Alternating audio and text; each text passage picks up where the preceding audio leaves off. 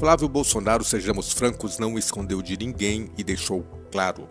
Em entrevista à Folha de São Paulo, o senador do PL do Rio e filho do ex-presidente Jair Bolsonaro disse que um candidato apoiado pelo pai deverá garantir a concessão de indulto caso se confirme a prisão pelo STF. Flávio foi além.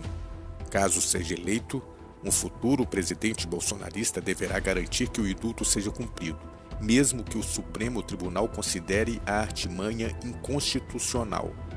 Bolsonaro não só vai querer apoiar alguém que banque a anistia ou o indulto, mas que seja cumprido, disse o filho mais velho do ex-presidente. Em seguida, ele é mais explícito. É uma hipótese muito ruim, porque a gente está falando de possibilidade e de uso da força. A gente está falando da possibilidade de interferência direta entre os poderes. Tudo o que ninguém quer. A repercussão foi imediata. Líder do PT na Câmara dos Deputados, Lindbergh Farias, classificou a entrevista de Flávio Bolsonaro como escândalo e a chamou de continuação do golpe. Gente, o Flávio Bolsonaro deu entrevista na Folha de São Paulo que é um escândalo. É uma ameaça de continuação do golpe.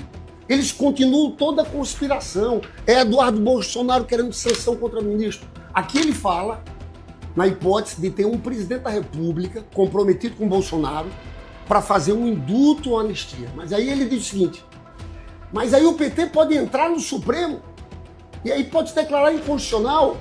Aí teria que haver uso de força. Assista aí. A gente tem que fazer uma análise de cenário também, que numa hipótese do presidente da República dar um indulto para o Bolsonaro, o PT vai entrar com um habeas corpus aqui no Supremo e é inconstitucional esse indulto, como o Supremo já fez. Então vai ter que ser alguém na presidência da República que tenha um comprometimento, eu não sei de que forma, de que isso seja cumprido. Mas como? Porque aí eu estou te falando, é uma hipótese muito ruim, porque a gente está falando de possibilidade de força, de uso da força. A gente está falando de possibilidade de interferência direta entre os poderes.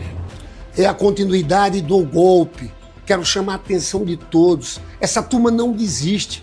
Por isso que Bolsonaro e essa quadrilha que tramou contra as instituições tem que ser julgados, condenados e presos. É sem anistia. Toda a imprensa e os institutos de pesquisa, etc. e tal, tentando promover a candidatura do Tarcísio de Freitas, e a família Bolsonaro percebeu. Então, ontem, o Eduardo Bolsonaro, que é um possível candidato a presidente, herdeiro da franquia do papai, deu uma entrevista a um canal de extrema-direita nos Estados Unidos, criticou o Tarcísio e disse que o mercado está tentando promover a, entre aspas, direita permitida, né, que seria a direita limpinha e cheirosa contra a direita sujinha e malvada, que é a direita do Bolsonaro. Né? Então, eles estarem se pegando também é uma coisa boa, né, porque pode ser que nesse choque aí eles se explodam, né, isso pode ser uma coisa boa para o Brasil.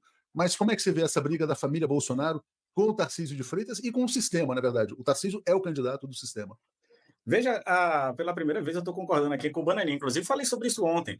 O Bolsonaro não vai dar a candidatura, o espólio dele, assim, de mão beijada, para o Tarcísio de Freitas. Isso ficou claro nessa manifestação aí. Hoje, acho que foi hoje que saiu aí mais um recorte do Datafolha, dizendo que Tarcísio vai bem entre os ricos, e a Michelle Bolsonaro vai bem entre os eleitores da base do presidente Lula. O que eles querem fazer é a chapa Tarcísio Michele, porque eles acham que é a chapa imbatível. Aí talvez, mas ainda assim, com isso, para o Tarcísio largar uma reeleição encaminhada ali em São Paulo, para disputar uma presidência que tem riscos, o próprio Datafolha mostra que a perspectiva do Brasil para a economia é de melhora, sabe?